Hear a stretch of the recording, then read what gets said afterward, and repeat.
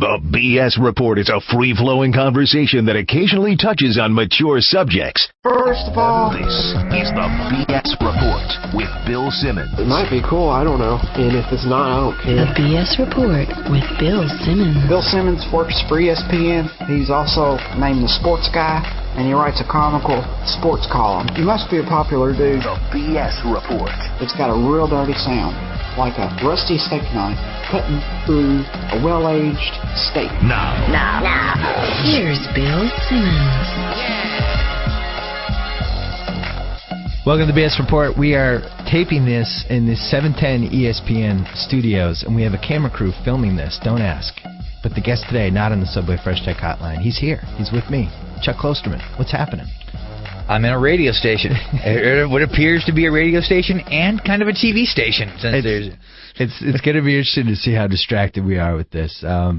Let's talk NBA playoffs. This is kind of weird. It's weird. But for people at home, they don't know it's weird. So they don't know it's weird. We have weird. to pretend like it's not. Yeah. We could claim that we've always been taped, and there's a whole archive of every podcast we've ever done on video. You know. It won't be weird after about 6 minutes.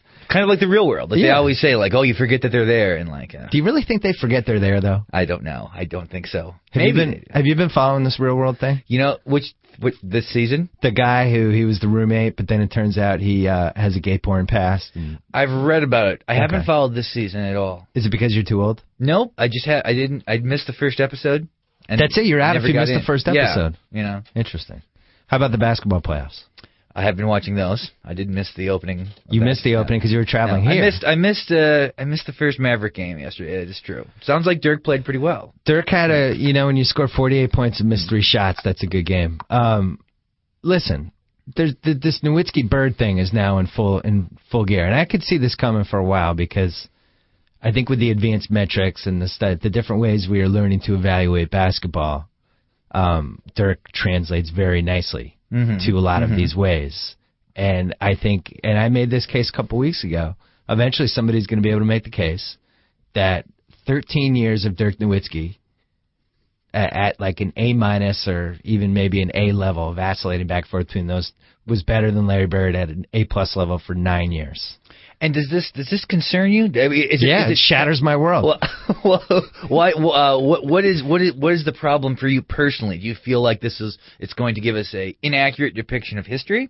Do you feel like it's just flatly wrong and you don't like it for that reason? Is it for personal reasons because you love Bird? I think here's my problem is I don't know how totally biased I am with this whole thing. Like in my book, I ranked Magic above... I would say you're pretty biased. But I ranked Magic above Bird, and that was really tough for me. And it was the logical decision. I felt like if I'd put Bird over Magic, it just wouldn't have been right. Well, I felt that, I would guess part of, you may have been so conscious of overcoming your bias, you felt that you had to do this to seem credible. Well, here's the thing. All right, so you're taking somebody's career, and you're taking the best part of their career. And if you can get 9 years of somebody versus 12 years of somebody, it's no contest. You want the 12 years, and as long as the difference isn't too big. So I guess my question with Dirk, I think this is now his 11th or 12th good year, and obviously he's going to have a couple more down the road. So would you rather have that? Would you rather have the career? Like, let's say you're starting a team, and you can grab anybody from history. You just pull them out of a time machine. You can have Dirk at age 20 or Bird at age 23 coming out of Indiana State. Would you rather have those 9 Bird years, and then he breaks down, and you get basically 1 other good year and then 2 other broken down years, and then he's done. He stops playing. Or would you rather have Dirk in year 12 still going strong? Well, the goal is to win titles. The goal is to win titles. First of all, it's interesting that this comparison is happening. I mean, do you think this is partially simply because if Nowitzki was a black player, do you think we would be making this comparison would be so? Oh, I like where you're going. Well, it does seem, because to me, Nowitzki eventually, when he came into the league, the compliment people gave him was he's a more athletic Bird. Yep. You know, I would argue that he's just a taller Bird. Well, he's 7 feet tall and Bird was 6'9". Yeah, and a little more athletic. You know, I think that seems to be a little better conditioned to a degree. But that's the era, I would argue. You know, so I don't, if you're talking about, when you're making this comparison, are you talking about the Bird that came out of Indiana State at that age? Or are you talking about if existed in the same era. Oh. Because I think that's... I think you got to talk about the Bird that we saw because, like, for the 87-88 season, Bird had won 3 straight MVPs, and then the 4th year they lost to the Lakers in the finals. And it was ironically his best year, and he didn't win the MVP. So he comes back for the 87-88 season. It's a big deal. He's in shape. He spent the whole season working out. He's lost 15 pounds. He stopped drinking beer. Got a haircut, too. Got a haircut. Yeah, nice and streamlined. Yeah. He had this dunk in the exhibition season, I think in Utah, where it was like somebody shot, the ball's in the air, and Bird comes flying in and two-hand stuffs it, and everybody's like, oh, my God. Bird's in shape. Like, this could totally change the narrative of everything we've just watched. And he had one more good year, and then he got hurt. But it makes me wonder, like, thinking of that Bird and how good he was for the first couple months before his body started to break down, if you gave him all the modern technology that we had, technology, sneakers, charter planes, so if you put him in a Drago type situation, where he can train with the greatest facilities, it's just the stuff they have now. Yeah, well, that's why I don't know if making comparison. I was really kind of with you on the idea of being able to compare NBA players from different eras. Yeah, but it is tough to. It seems like it's not only difficult; it's getting more difficult. Yeah, I mean, okay, like you love Russell, you love Bill Russell. So, but let's say he plays now. We have a 6'9". That's where it gets thrown off. Defensive stopper with really very little offensive game. So is he a role player, or does the assumption that if you put him in this situation, he's going to become, in a modern world, he sort of becomes the modern Bill Russell? That doesn't seem plausible to me anymore. I think for me the cutoff line is the ABA-NBA merger in '76, because if you watch the tapes from the '77 finals on, that's when basketball starts to actually look like basketball. And the way it's played and the style, and the point guards are faster, and it's a more up and down game. It's more stuff above the rim. So I just think it's too hard to pull anybody from before that year. Well, you were bringing up Nowitzki and Bird, but here's something I was going to ask you about. Well, hold on. Okay. We got to go back to the race thing for a second. Okay. Because we skipped away from that for a second. This ties right into it. Okay, go ahead. I mean, to me, the thing that I was thinking about bringing up is, during this playoffs, they've been eliminated now, but was Zach Randolph the best non-jumping scorer since Bird? Oh. Because Nowitzki goes off one leg, he still jumps, Yeah. But Zach Randolph does not leave the floor. And I can't remember anybody who could put up that many points and be that effective without jumping since Bird. I would say I'd throw McHale. Wouldn't you throw McHale in there too? He was grounded. Yeah, but he was more of a back to the basket player. Right. Randolph faces up, he plays down low too. He's kind of scores, he has a mid-range game and a low-range game and can shoot deep and never jumps. Yeah. Never jumps at all. And I was thinking it's interesting, no one ever mentions this, that he's sort of the best non-jumping scorer since Bird. And I think it's because when you look at them visually, they seem so radically different. The idea of comparing them never crosses someone's mind.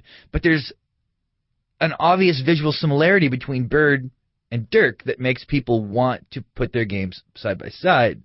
The other thing I like about Zebo, he's really like the best pickup player ever. Like, he's the guy that you're out playing pickup, and then this guy comes in who can play down low and is just a beast, and nobody can figure out how to guard him or stay in front of him or keep him away from the rim. He's just like too strong for everybody. This was he somehow translated that to the NBA. Okay, this is an argument I was having with a friend of mine. Is Zach Randolph athletic? Yes. Okay, so you can be a non-jumping athletic player because he's got Bird was really athletic. He just couldn't jump. He had great hand-eye coordination. Yeah, but timing. But when people were criticizing Bird, what was the criticism they made? They said he was too slow. Not an athlete. But he wasn't slow. That's the thing. A lot of things that he did, he was so good defensively, like breaking up 3-on-1s, and his timing. He was always just a step ahead. I think Ricky Rubio, that was the thing I liked about him. Then maybe he never makes it, but those guys who are a split second faster than everybody.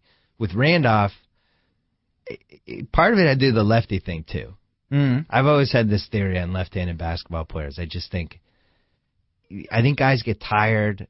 They zone out and they kind of forget the guy's left-handed, and it's the biggest advantage you can have. I think the same thing with Lamar Odom. He goes left and there's that split second when the friend's like, oh crap, I forgot he can do that.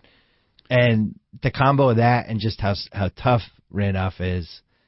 I had Steiny Moe on last week, and we were talking about, he was saying that Randolph was a bad matchup for Dallas, and I was like, well, who's he a good matchup for? Mm-hmm. There's no other power forward like old Tim Duncan, 2003 Tim Duncan.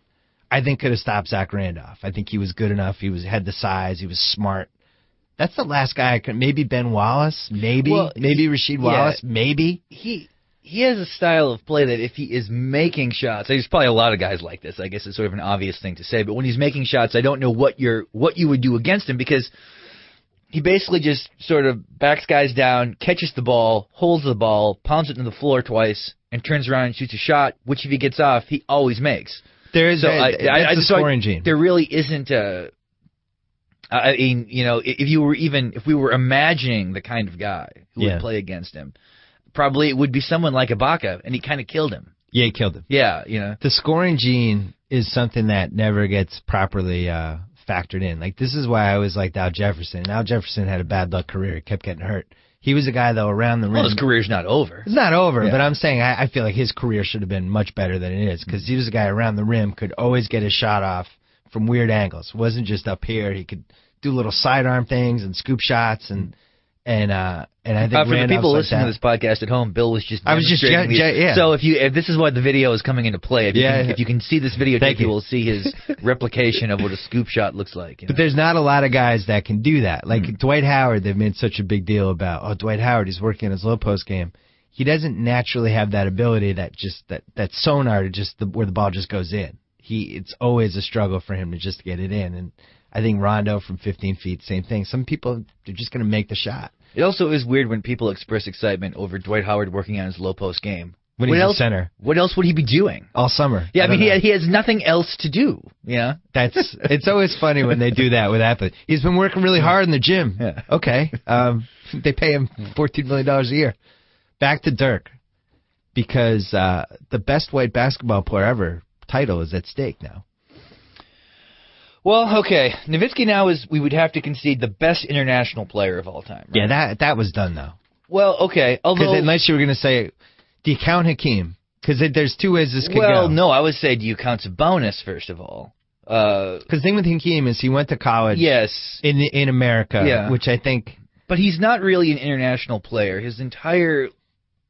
if you look at his career, it's totally encapsulated by playing in Houston and right. I think Dirk, Ginobili though won a gold medal. Dirk's better than Ginobili. I know, but he's the most successful international player of all time. Oh, that's fair. I'll give you that. And that you got to factor that in, And I think that when Ginobili is great, he's as good as anyone. Yeah. Now Nowitzki's obviously had more, his longer resume. There's no point over the last 11 years when Dallas would have considered a Ginobili Dirk. That's true. Yeah. That's true. I would say Dirk right now has the title of he is the best international player ever who didn't go to an American college. And now Hakeem is the next step for him. I mean, Sabonis at 21 and 22 and 23 was... Well, yeah, Sabonis maybe the most talented ever, but he just didn't have the career. Like he kept getting hurt. Yeah. But we didn't see a lot of that either, and it's hard to find footage of that either. We got giant-headed, slow, limping Sabonis in Portland, who had the biggest head, I think, in the history of the NBA. I remember watching a game when he was, I believe, 18 years old. They played the Indiana Hoosiers in an exhibition. Oh, and Bobby Knight? Yeah, and Bobby Knight pulled his team off the floor at the end of the game. But Sabonis was incredible. Pulled his team off the floor for why? He had a dispute over the officiating, if I recall. I was very young when this happened, but Sabonis was very... Doesn't sound like Bobby Knight. Yeah, I know. But Sabonis was incredibly thin at that time. That's why when he actually came to the NBA, I almost wondered if it was the same guy that I had seen. Everybody says that's the guy. Yes. And that's why... I had to put something in my book about him just because everybody was like, this guy was a Russian, or like just a better Walton. He was like Walton 2.0. Yeah, like a more with more offensive everything. Game. Yeah, he was just hands, with Walton with 25-foot range. It almost doesn't sound conceivable actually when people tell stories about him. Because centers didn't shoot three-pointers at that, in the mid '80s. That wasn't happening in America though. Yeah, because in America. remember in Europe and Asia, the way they train these kids, they play all five positions when they're in 7th or 8th grade. So it's possible that the idea of a 7-foot guy shooting a 24-foot shot in Russia was not as weird as it would have been here. Where do you stand on Dirk needs to win a title to be in the discussion with. Well, first of all, he has two next things for him. He's got to get to the Malone-Barkley group, which I think he's there now if they make another finals. I think now he's in the discussion with those guys. If he wins the title, that might push him up another level to maybe the Dr. J kind of area. Do you need to win a title to be vindicated? Oh, I would say Dirk is a better player than Julius Erving was. But the thing is, we don't have enough ABA footage when Doc was I know, crazy. But that's the monkey wrench with him. But if to get to that level, you need to have won a title. The way he's doing it right now, if they win the title, it pushes him to another level. My question to you is, do you need a title to be vindicated in basketball? How much of it, can you look at Dirk, the best teammate he's had in the last 8 years was Steve Nash, who left in 2004. He's never had another teammate on that level. The best teammate he's played with is Jason Terry, basically. Or Devin Harris in 2006, when Devin Harris was all of a sudden became briefly unstoppable. That is the sport. We've talked about this a bunch of times where it's a huge shortcoming. That is, it's just, and I don't, now that we've gotten some years away from it, I don't know if not winning a Super Bowl really hurts Dan Marino now. I don't know if he had won a Super Bowl, if my perception of him would be any different, I don't know if I think that Elway is better than Marino because he won 2 titles at the end. Because he met Terrell Davis? Yeah, but in Elway was great those 2 years, though. Oh, I feel like that totally changed Elway was the narrative awesome. for Elway was awesome, but if somebody asked me who was the better quarterback, I would say Marino. And if their argument was, but Elway won 2 championships, I would say at the skill of playing quarterback, I think Marino played at the highest level when he was at his high, when he was peaking. I feel like Elway was better. Because they kept getting to Super Bowls, and you would look at their team and, all right, name somebody who was on their team name one skilled position guy he had during the 88 Super Bowl against the Redskins. I can't even. Steve Watson. Who was the running back? Sewell was their running back. Right. Was Gerald Wilhite involved? I can't remember. He was involved in one of them. Yeah, he just never seemed to have anybody on his team. Yeah, I'm not a critic. He was my favorite player when I was in college. I think I would have said Elway was my favorite player, but I'm a Patriot fan, so just from my personal experience, Marino to me is the all-time scariest. Well, he seemed the best to me. He seemed, and whenever you hear quarterbacks sort of talking about how they played, Marino is the one guy who doesn't want to talk about reading defenses. He was like, I found the open guy and I threw it to him as hard as I could. Threw babies, and I just think he was the best. And my point is, because he didn't win a Super Bowl now, when he retired, I did think that would sort of, be a mark against him. I don't feel that way now, although I still feel that way about Barkley. I feel like that's always going to be an issue. And you know what? That comes down to the 93 finals, and if Kevin Johnson showed up for the first 2 games, I think Phoenix wins that series. And then we never have that Barkley conversation. Or do we assume that somehow Jordan wins anyways? That's one of... I kind of think that even though I thought Phoenix had a better team than Chicago that year... Phoenix had a better team. Chicago pulled it out. Chicago would have won. Chicago pulled it out. I'm not sure they should have. There's a couple of finals, if you go back, Dallas not beating Miami. I'm not sure in 06. I don't feel like the right team won that series. And I know it's all about, hey, they proved it on the court and all that stuff. But, man, for some reason, somebody mailed me Game 3. All these games are on YouTube now. And you watch Game 3 of the Miami-Dallas series. Dallas is up 5 with the ball with 2 minutes left. And then they don't get a call the rest of the game. Somebody makes a 3. Gary Payton jacks up a jumper, and then Dirk missed the 1 or 2 free throws. Obviously, he choked a little bit. But, yeah, I don't think you can come closer other than maybe the Celtics in Game 7 2010. If they win that game, it's a sweep. And they lose the series. They never won again. To me, that was one of the if you played that in a computer 10 times, I'm not sure what the computer spits out. This would obviously never happen. It's purely like a fantasy thing, but I'm wondering how you would feel about this. Yeah. What if the NBA playoffs was a 1-game elimination tournament? Ooh. Wouldn't that be incredible? Wouldn't that be better in every possible way? I'd like to see them do it as a midseason thing. My thing with the playoffs is I really like the 7-game series, and I like the ebbs and flows of it. Like, Chicago beats Miami in Game 1. Now we have this Game 2 tonight. Chicago's favored by 2.5 points, which seems really low considering they kicked the crap out of Miami in Game 1. But from the ebb and flow and the history of how the playoffs works, everyone expects Miami to show up tonight. They're going to get calls. LeBron and Wade are going to go to the line. And this is going to be a really tough game for Chicago to win, and I like that. I don't want that to change. Okay, I have 2 points in rebuttal. Okay. One, isn't it always deflating, though, when this situation happens? You're watching Game 4 of a 7-game series. A team leads 2-1. It's a great game. The fourth game is always very exciting in that situation.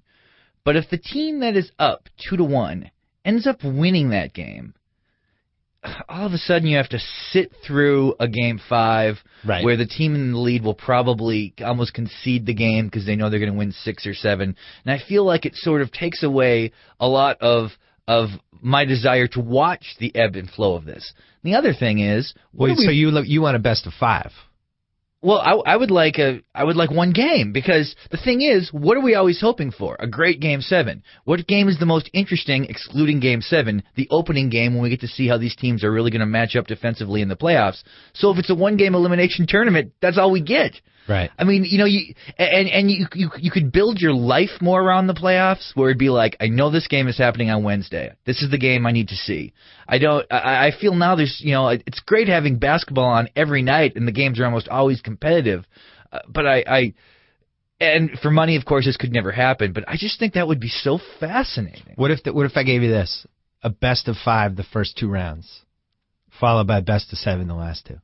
I think that would increase the likelihood of, obviously, the more you shrink it down, the more likely upsets are going to happen. But I like the best of 5 in round 1, and I do think that you could reward like the number 1 seed in each conference. All 5 games would be at home. That's their reward. They never have to go on the road. If you're a number 2 seed in round 1, you get 4 of the 5 games at home. And then the 3, 4, 5, and 6, it's just the home team gets 3. I could see that happening if it was an opening round 3-game series. That say the 3 games too weird though, because like the 81 Rockets beat the Lakers in, and basically because Moses went nuts in 2 games and Magic had a bad game 3. The right team didn't win that series. The Lakers should have. Yeah, but what if that series had been 7 games and had gone to the 7th game? I think Houston could have certainly beaten them because they had the best player. So why not make it 1 game? Why not have that be the game? Why don't we just immediately start with the game being incredibly meaningful from the tip to the end? Because there's too much money at stake. Exactly. Yeah. But from the perspective of somebody who just likes basketball, wouldn't this be better? Wouldn't a single elimination tournament always be better from an entertainment perspective? Well, then why don't you, at the very least, why don't you support my idea that only 14 playoff spots are protected and the last 2 would just be a 1-game tournament between the other 16 teams? Well, I'm not against that, I guess. I'm still waiting for somebody to tell me why that's not a great idea. What don't you understand? Well, you have teams 15 through 30, and they have a 1-game playoff, and the higher seeds get the home games, and the lower seeds get the road games, and we just bang them out. Or maybe even we play the last 2 rounds in Las Vegas or wherever. What do the teams who've qualified do? They just wait. They get a week off. They just get a week and we off. play. You can get them all in a week, I guess. Yeah. Instead of an 82-game season, we have a 75-game season. And for those last 7 games, I called it the entertaining as hell tournament. For the last 7, where those last 7 regular season games we played, we'd have this tournament over the course of 10 days. And then you might have like say the Clippers last year. The Clippers were actually like playing pretty well at some point. All of a sudden, now they have a chance to maybe sneak in and get the 8 seed. And the caveat would be, in round 1, if it was 7 games, the home team would get 5 of the 7 games. Like there'd have to be some sort of penalty that you snuck into the tournament. Yeah. I just think it would be cool, and it would add that March Madness thing. Element that we need. I wouldn't be against it. Here was another thing I wanted to ask you about. Okay, let's. Are we done with Dirk? I think so. I mean, I don't know. Is there something that you still want a point you feel is unaddressed?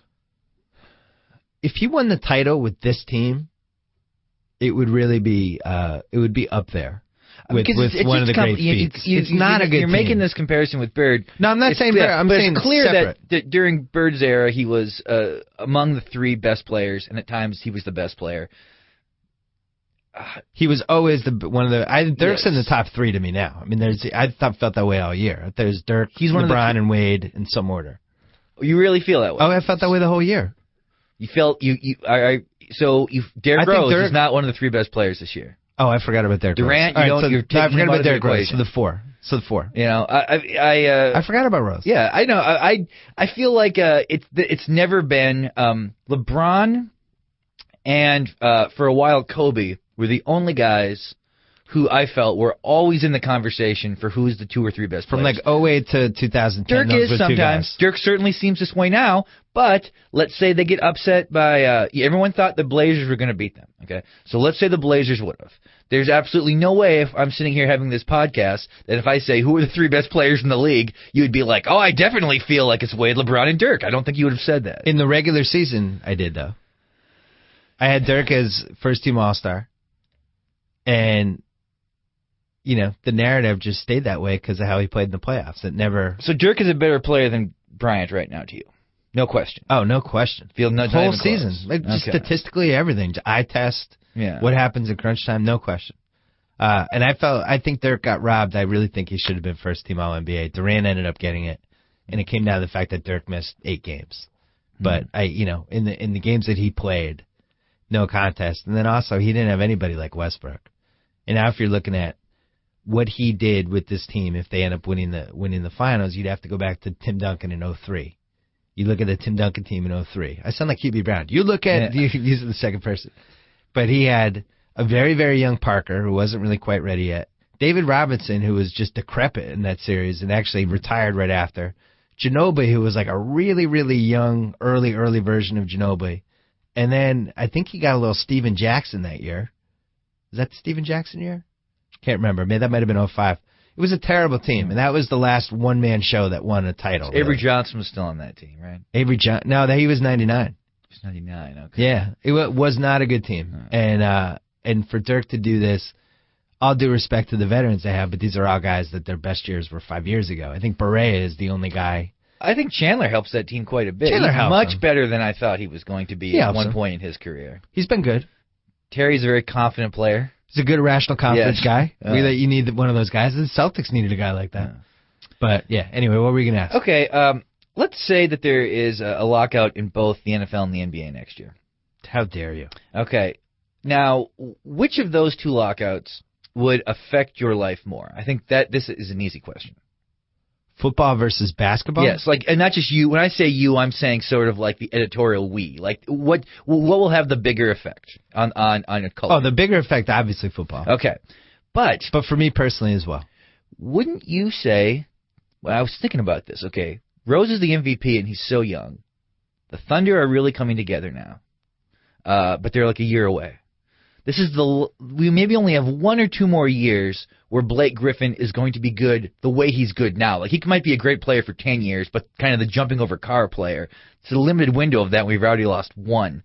The Heat experiment is still sort of happening, and if they don't win the title this year, a year off would really, cause another chasm sort of in that development. Doesn't the NBA actually have much more to lose than the NFL? That if the NFL has a lockout, the only thing long-term that is really hurt by this is Peyton Manning's ability to basically break a lot of passing records, because he would lose 1 year where he's still going to throw for 4,400 yards or whatever. But there's more for the NBA to lose right now because they have all this sort of young greatness. Well, qualify the lockout. How long is, let's say the NFL season misses half the year and the NBA season misses half the year. What's more damaging? NFL, no question.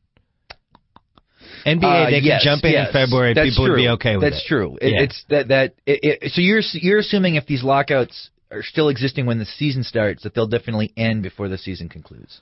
For the NFL, nobody's been able to explain to me how it would make sense when everybody is making money for them to disappear for a year. Well, I can explain it to you right now. Okay. Because whenever we talk about this, you always say there's so much money at stake. Okay? Right. There's so much money at stake. They're not going to let this happen. There's so much money at stake.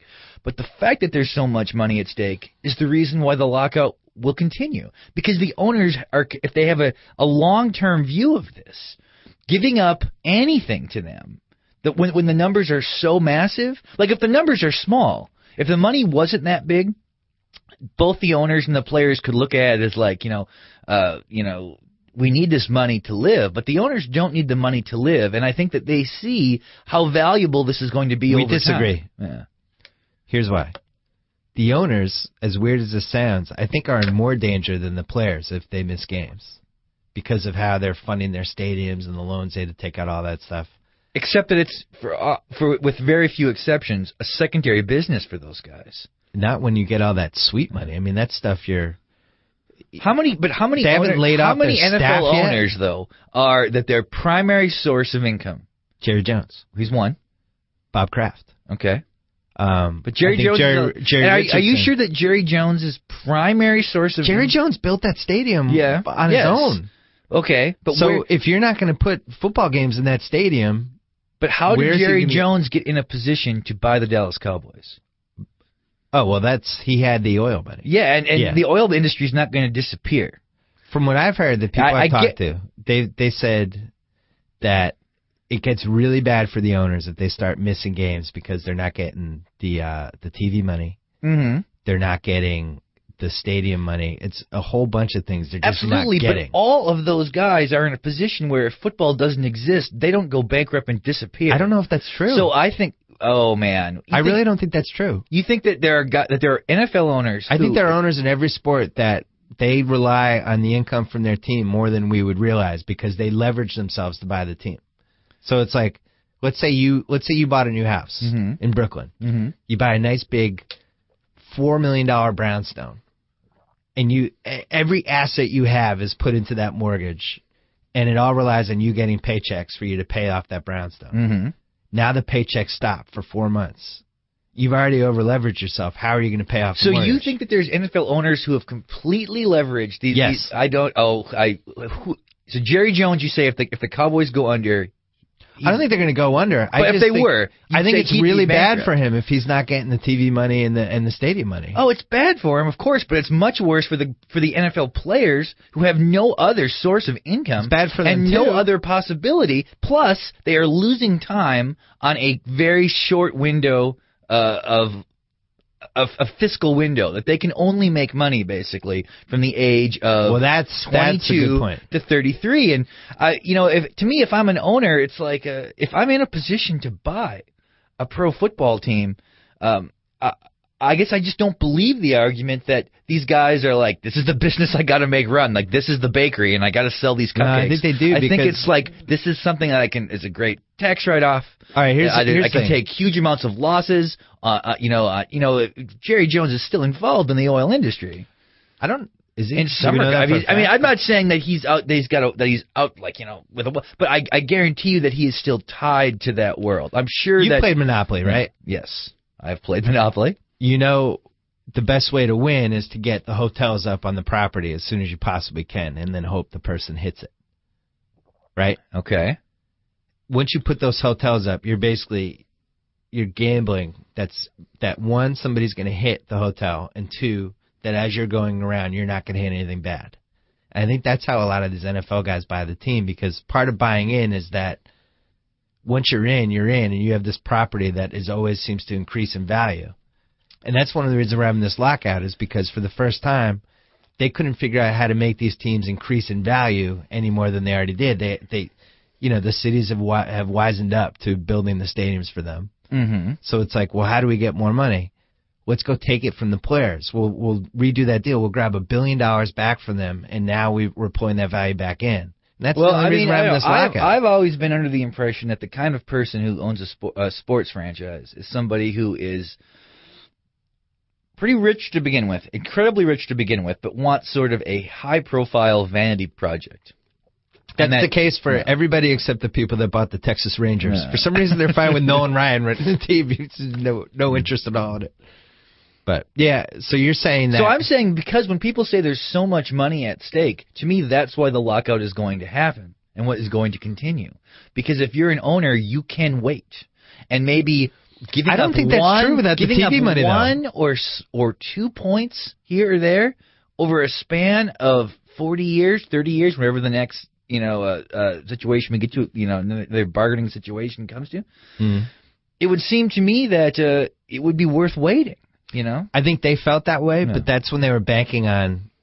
They had done all these deals with the TV networks that if there's a lockout or not, we get to keep the money. Then the judge ruled that wasn't fair and that wasn't legal, and that's what changed the complexion of this, because they were going to war saying, "Screw these guys, we're going to have the TV money. They'll bend." Now it's like they don't have the TV money. So you feel the players have the upper hand in that dispute? I don't think they have the upper hand. I do not. I think it's even. Yeah. Well, and I think I hope so. And I think for owners, if you're looking at this and you're saying, well, they already came back, I think, because initially they wanted the $1 billion, and then one of their last proposals is, well, what if you give us $690 back or whatever? But I think it's going to get solved. But back to your original question, if it doesn't, I don't think we will ever have seen in the history of sports the level of anger that fans and people that care about football will have if this season doesn't start. We saw it in '94 with baseball when the strike happened, and then it just kept going, and the World Series got canceled. This is a whole other level. I mean, this is like 4 times as many people, and also you have fantasy football that everybody just want. People are just like, hey, we're gonna have fantasy football, right? I'm gonna be able to gamble on teams, right? Like, once you take that stuff away, it's you're now affecting the way people live day to day. And those Sundays when it was their one day when they just sat in front of the TV. And there's just more of a media mechanism now to express displeasure over this, where during when the NFL strike happened in 1981, you basically got the issue of Sports Illustrated with the deflated football. You read about it, and that was it. Yeah. And now all these people who used to spend their time looking at fantasy football players are just going to go online and continually perpetuate their anger over this. I mean, it'd be mad. It's good for college football. College football, the big winner. Yeah. But it does make me wonder because there was no way for the fans to strike back in 1981 or in 1994. And this time, it's so much easier to mobilize people online. This could be the first time that the fans really gather together and fight this a little bit. And do what, though? I don't know. I don't know what that would. I don't know what that would be either. But when you think of the different ways with social media that things can happen now, there might really be ways for fans to mess with this and try to make this not happen and mobilize. And it's so easy to get people to rally and people crossing lines and leaking owner, like people doing things that I wouldn't support, but really going all overboard to try to stop this. Yeah, well, and people now just feel more entitled. They feel as though that pro sports are supposed to exist for their benefit in a way that I don't know if people in the past would have thought. Well, because we're part of it because we're paying. The DirecTV package costs $200. If you have season tickets and you have to pay for parking and all that stuff, that's a sizable commitment now. It's the days of you have a $20 season ticket for the Patriots and $5 to park. Like, they seem to just be actively working against the fans in any way they can. Like my friend J-Bug, who's been a Pat season ticket holder since '91, they've made it so hard for him and his friends to go to the games and enjoy all the things they used to enjoy. Like you can only tailgate now for 3 hours. There's a ton of traffic. If you can only tailgate for 3 hours, everybody has to leave at the same time. They used to be there at 7:30 and they'd be there all day. And now it's like, no, can't get in there till 10. So now it's a big traffic jam. Then after the game, no, you got to be out of here. So it's like at some point it's just more fun to stay home, like just gather in somebody's living room and watch the games. Oh, very much so. And so I worry about that too with football. Where does that go? Are fans going to care about, sitting in the upper deck and giving their teams all this money when they could just stay home? Nobody's ever been able to explain how that's going to play out. Well, we live in a more restrictive society in many ways. Yeah. Would you want to spend? Let's say you're this is bad. You're the sports agnostic, but you're a diehard Jets fan. You have the choice of just staying home and watching the Jets, or putting on your Joe Klecko jersey, driving 2 hours to the stadium, paying whatever it was for tickets, paying for the food, the drink, all that stuff, and then driving home that night, and you've also had crappy seats. Is that? Yeah, I would rather do the first option if the second option was free. Right. I wouldn't want to do that. To me, that's just work. It makes enjoying something into work. And that's the teams are missing this. And eventually the fans are just going to be like, screw this. It's more fun to be home going through emails. Tell me what your thoughts were on Schwarzenegger. I feel like this is... Have there been 4 bigger scandals in the past 20 years? Then this is one of the biggest scandals of the last 20 years? Biggest celebrity scandals. Did something happen I didn't know about besides him getting the girl pregnant? His housekeeper? Yeah. That lived and worked for him for 20 years, and the kid was in his house and the wife didn't know? You would classify that as one of the 4 biggest scandals? Guy was a governor at the time? I don't know if it's... I mean, his give me an example of what's a bigger scandal. Well, Now, I always thought Brad, Angelina, and Jennifer Aniston was up there just because of how much interest it provoked, especially from women. okay, so like Monica Lewinsky, you're not counting or something? I mean, things that are real don't matter to you? Or are we talking scandals only kind of these celebrity scandals? Celebrity scandals. Okay, so the All fact. right, so that's a good point though, because Bill Clinton, I guess, is a celebrity. Well, I mean, yeah. I was thinking that was a political scandal. Yeah, I mean, yeah. What about Iran-Contra? Is that a scandal, or is that just No, I don't count those. I'm saying pure celebrity. Pure celebrity. Yeah, scandal. celebrity scandals. Okay, well, Do you count O.J. Simpson? Yes. yes, I would think. O.J.'s number one. Then. Michael Jackson. Which one? The child molestation. 93? accusations. Yeah, I mean, I would say that was a pretty big scandal. All right, that's higher. I mean, because we're not going to count his death if we're not. No. If we're putting it in the celebrity. Unless his realm. death didn't happen and he's still alive, then I would count it. Let's see. What else would it be? There's got. I mean, well, I mean, the situation with Arnold Schwarzenegger, he's a lesser celebrity, but that Jude Law, everyone to him. I mean, it's not. Is this bigger than Hugh Grant? I'd say yes. The Hugh Grant situation was more salacious. So More salacious than knocking up your housekeeper? Yes. And then fathering a kid with her and not telling your wife? And being a governor at the time? I would say having an idealized sort of celebrity marriage and getting a prostitute off the street. That's not more salacious. And then to let off some steam. And the fact that the prostitute would come forward and give interviews and be very entertaining. I mean, I think it was a more salacious thing because it really changed the perception of Hugh Grant forever, including what roles he gets. Now, I don't know how this is going to impact people's perception of Arnold Schwarzenegger. How about the the Pam Anderson, Tommy Lee sex tape? This is probably bigger than that, although that really sort of pushed forward the it created the sex tape industry, sort of. What is your thought? You live out here in California, so it's probably a bigger deal to you. I mean, that's because a good point. Because maybe it is a bigger deal because I'm out here. I don't know, because the Kennedys are involved. You had the Kennedys involved. You have Maria Shriver, who was really a celebrity before this whole thing happened, and is somebody that I think a lot of women really thought highly of. Mm-hmm. Then you have Schwarzenegger, who had this whole history where he did seem like a horn dog. There, I remember that big Premiere magazine article about him, and there's YouTube clips of him from the 70s, and it definitely seems like somebody who enjoyed the ladies. Well, I mean, he is a politician, an actor, and to a degree an athlete. None of those three idioms are known for monogamy. I mean, he really sort of is. His perfect storm of, I mean, I was completely unsurprised, but it didn't seem surprising to me at all. Like, to me, it was. I thought the same thing. It seemed like ticker news to me. I had that thing, the Tyson zone, where if it's somebody, Mike Tyson could have been involved in any story. It wouldn't have surprised me. I think Charlie Sheen has reached that point, and Schwarzenegger reached that point sexually for me, because when this story broke, I didn't blink. I just thought, oh, yeah. Interesting. The Charlie Sheen thing is already over. In the time since our last podcast, it's basically a non-story. That really shows, you talk about the acceleration of culture, that is it. It's already done. No one's interested. The fact that Ashton Kutcher is replacing him, that was the third biggest entertainment story that day? I mean, I think Sheen kind of basically went robo with the whole thing. He was giving so many interviews, and he milked the 15 minutes of whatever he was going to get for that. Not that he's a 15-minute celebrity, but... Also, John Edward was a bigger deal than Arnold Schwarzenegger. He's a politician, though. Well, but he's a celebrity. I mean, right. It's regardless. Yeah, if we're going to bring in politics, then would you rank Clinton Lewinsky ahead of O.J.? Clinton Lewinsky was you'd have to, right? The biggest scandal of the last 25 years. No question. Clinton Lewinsky won. O.J. is a close two, though.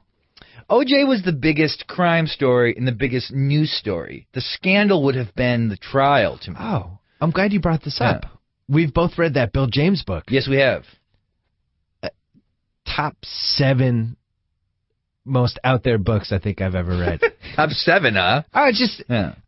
He obviously spent like 20 years working on it. This book was like a labor of love for him, and yet it was about just murders. Yeah, well, it's just the history of basically American murder, yeah. And his theories on it, and it's a book, as I was reading, I was like, I don't know if this is going to work, and I devoured it. I really liked it. I recommend it. I thought it was really good. Well, he's very very entertaining style of writing. It's very propulsive. Yeah. So even when It's very conversational. even if he is just regurgitating other information or forwarding a theory, which later in the same paragraph he will retract, Right. it's interesting to read. I thought his John Benet Ramsey theory was the best thing I've read about that. The way he broke that down.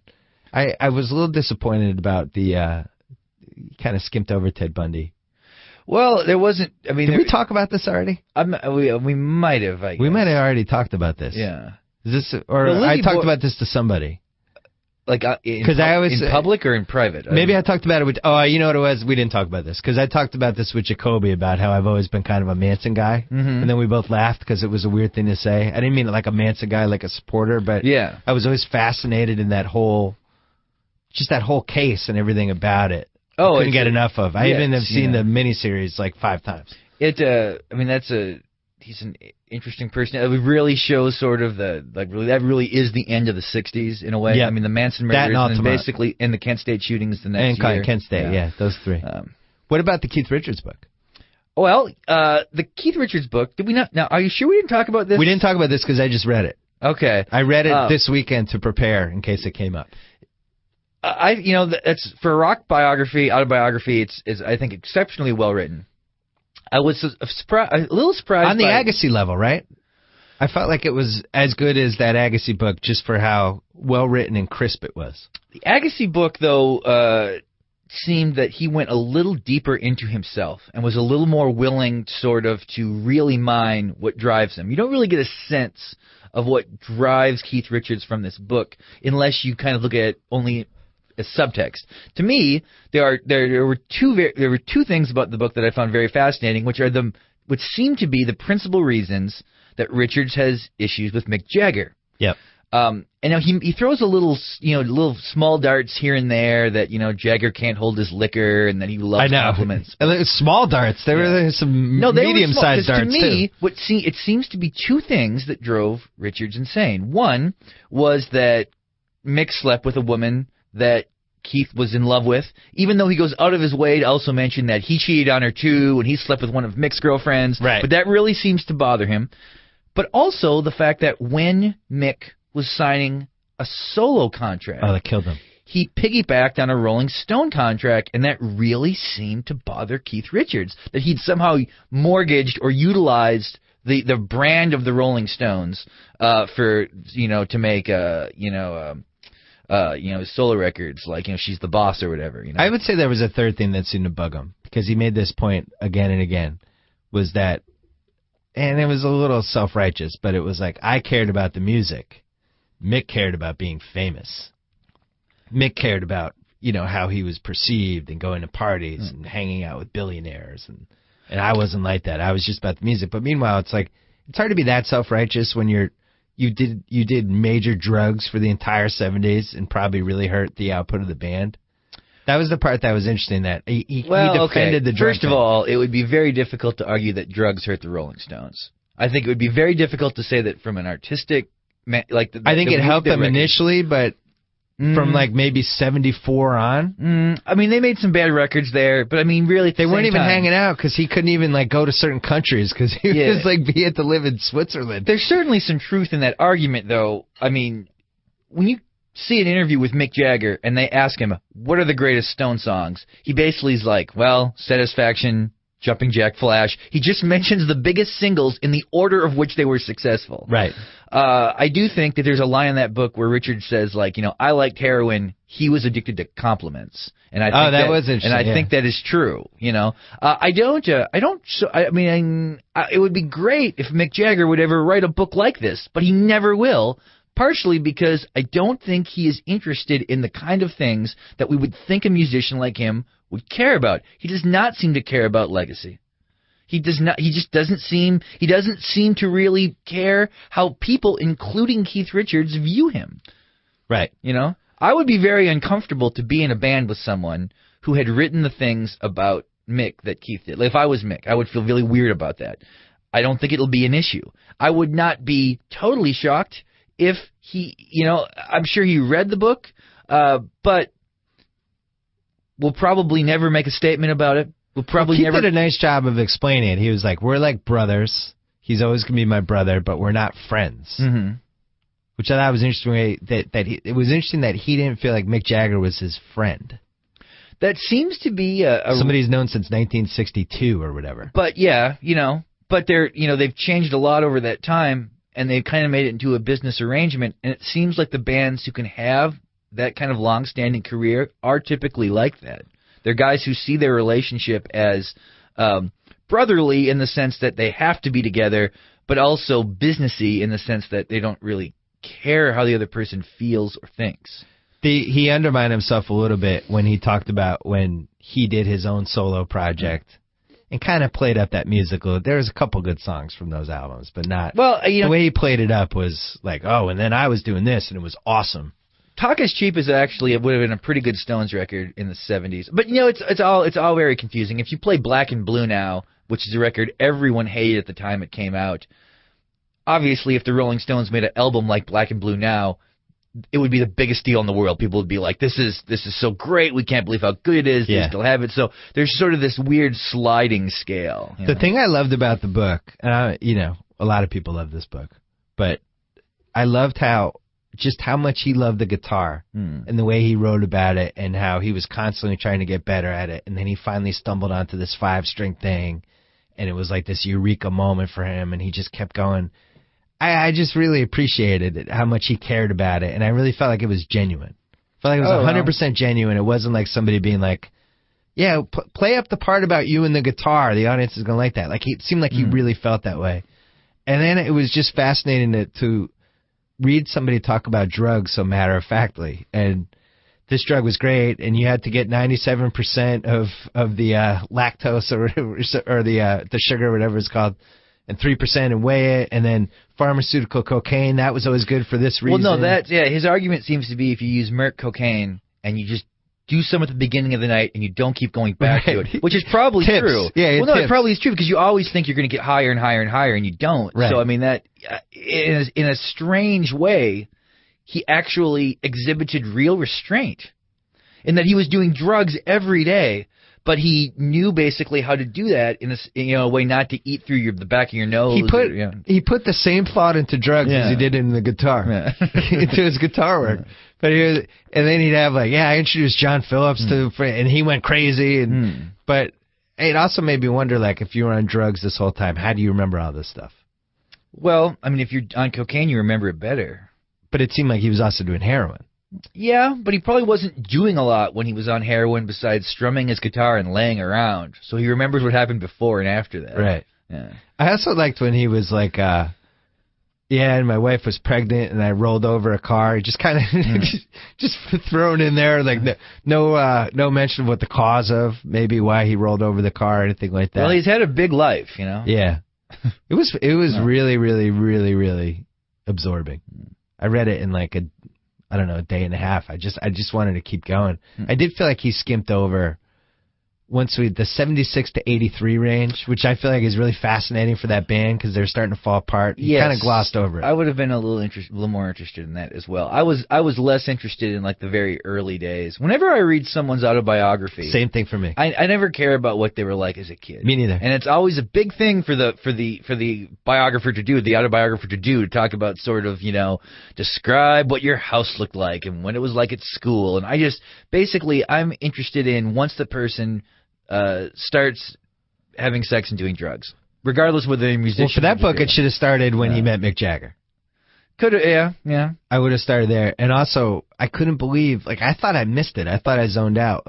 Just casually throws in why they named them the Rolling Stones. That should have been 3 pages, right? No. The naming of a band seems like it's one of the most important things you're going to do.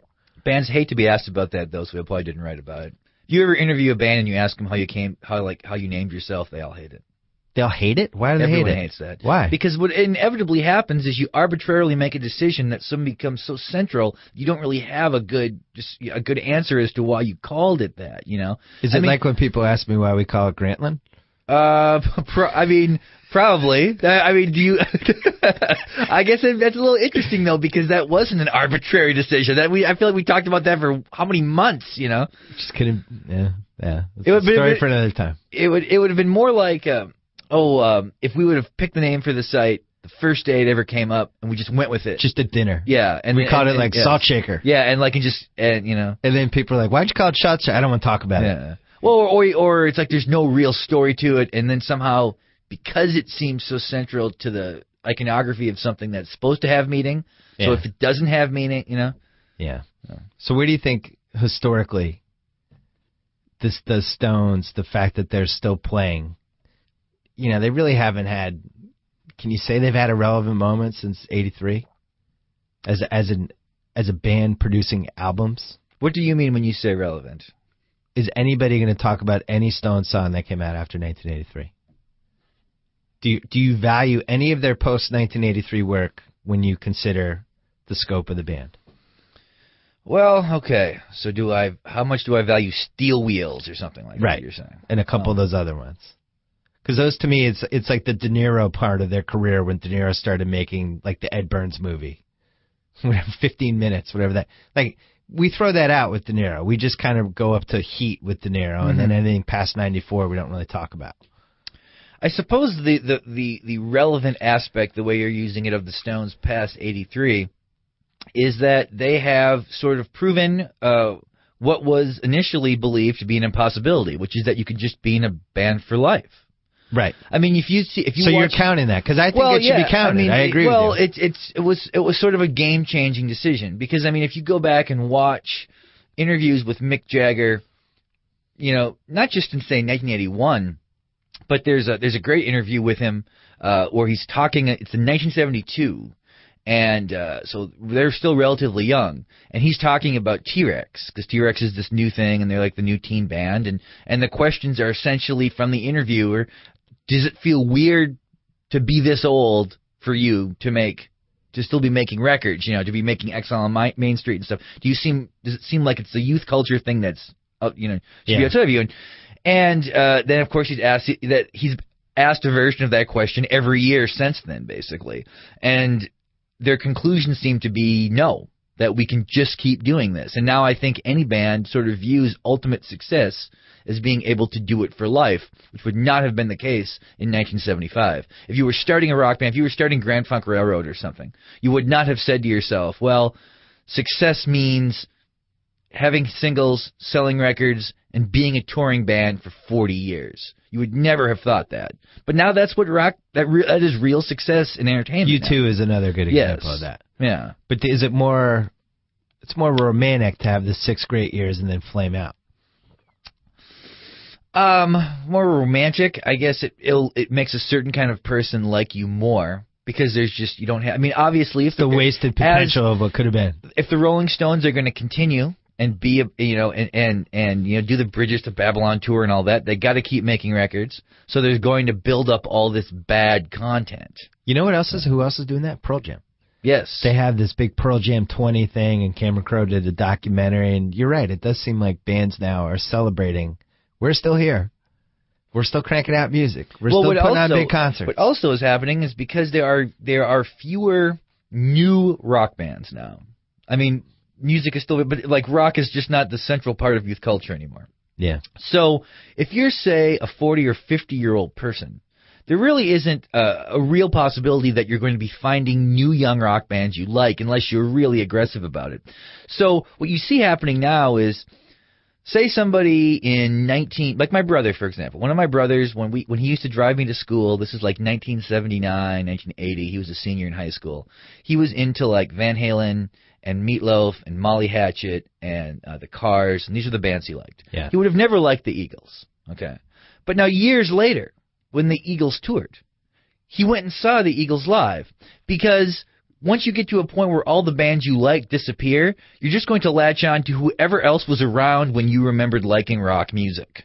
So now, for someone like him, the Eagles are this band that represents sort of that era, the era of music when he liked music a lot. So if you can beat the game and keep going, you're going to end up attracting fans who didn't like you when you were good. You know what's funny? There was a 90210 episode. I'm going to say the Rolling Stones. It was the Rolling Stones episode, and Mr. Walsh was like, "Hey, the Rolling Stones are in town." And it's because I remember in the first like scene of the show, he's like playing, he's blaring up, it, and he's like, it still gets to me or whatever. You know? And then that guy who used to beat up Tori Spelling, he's like Jamie talking Walters, about how Ray Pruitt. how like Wild Horses is the first song he ever learned on the guitar. An emotional moment. They all have these sort of strange tie-ins with the and what you were saying that factored into that episode, which was probably like 1994. It was 17 years ago, and they still have that effect. Last question. All the music, there's so much music on YouTube now that it's like stuff you never thought you would see. You know, like for instance, all U2 stuff from 79, 80, 81, including like concerts they played in Ireland and things like that. That stuff's on YouTube now. It's a good thing or a bad thing for you? Oh, for me, it's a great thing. I think it's a great thing, too. I'm just saying, does it shatter the mystique a little bit? It would be like if all of a sudden all of Dr. J's New Jersey Nets ABA footage was on, and we've like, made almost like a mythology about how great he was. And it's like, oh, actually, here it is. Here's all the footage. That's what we have now on YouTube with some of this music. I actually think it's cool. Even if it shatters it a little bit, maybe it's not 100% as great as I thought it would have been. It's still cool to have. I think that the person who is negatively impacted by this is the person who was actually at that show, and for them, part of their cachet and self-identity was that, like, I saw this band, and they were great, and they're the best. And that I had this, this really rarefied experience. You find this in New York all the time. People who are like, I saw an early Talking Head show at CBGB's, and because of that, nobody can ever kind of take that away from them or match it. Okay. Right. Whereas now, if a band is playing their first show at a club of note, some friend of theirs is going to tape it, and it's going to be available. So what it's going to sort of, that's just one thing the internet does in general. It takes away the import of being an expert. I always bring this up. I'm talking about newspapers. It used to be like you'd work at a newspaper and there would be a guy there, usually on the copy desk, some old dude or an old woman or something, and and their thing was just to be able to sort of come up with information that nobody else was really sure about. Like somebody would go to them and say, like, there was this movie in the 70s. It's about driving. I feel like it's the know-it-all editor. I think like James Taylor was going to be like, oh, that's Two-Lane Blacktop. And you'd be like, yes, and then you'd go be able to find it. But it really made trivia in a way more important because not everyone knew it.